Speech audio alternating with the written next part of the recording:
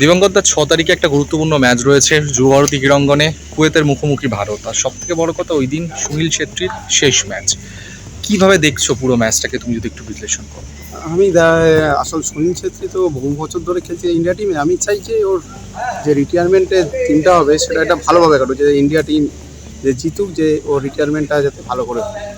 যে সবাই ওর মানে সুনীল ছেত্রীকে একটা যে জেতার ম্যাচটা জিতে ওকে উৎসর্গ করুক, যে তুমি যে রিটায়ারমেন্ট করো।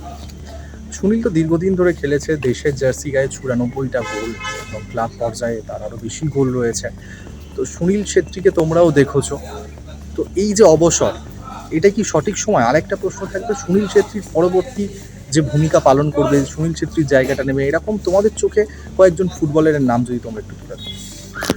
দেখো, সুনীল ছেত্রীকে আমি বহুদিন ধরে দেখছি। ও যখন ফার্স্ট ইন্ডিয়ার ক্যাম্পে আসছে আমিও তখন ছিলাম আউট অনেক টাইমে, তখন থেকেই আমি ওকে দেখছি। আর আমাদের টাইমে তখন ইস্ট বেঙ্গল ক্লাবেও দেখেছি ওকে, আমাদের সাথে খেলেছে। যে ওর যে মনের জোরটা, যে কোথা থেকে ও কোথায় পৌঁছেছে, এটা হচ্ছে ও নিজে করেছে এই জায়গাটা। ওকে কাউকে বলে দিতে হয়নি। বাইচুংয়ের পর মানে ও যে জায়গাটা নিয়েছে, নিশ্চয়ই কারোর জন্য ইচ্ছা হয় না। বাইচুংয়ের পর যেমন সুনীল ছেত্রী আছে, সুনীল ছেত্রীর পর হয়তো কেউ আসবে, দেখা যাবে।